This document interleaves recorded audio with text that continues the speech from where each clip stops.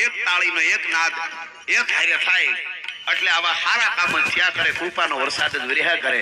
તો અડધી મિનિટ માટે તાલ વાગે તો મને ઊંચા હાથ કરીને તાલ આપો. એક વાતાવરણ ખીજડી અને ટીમે આખું એક ખડું થવું જોઈએ, એટલા માટે આ તાલ આવશે.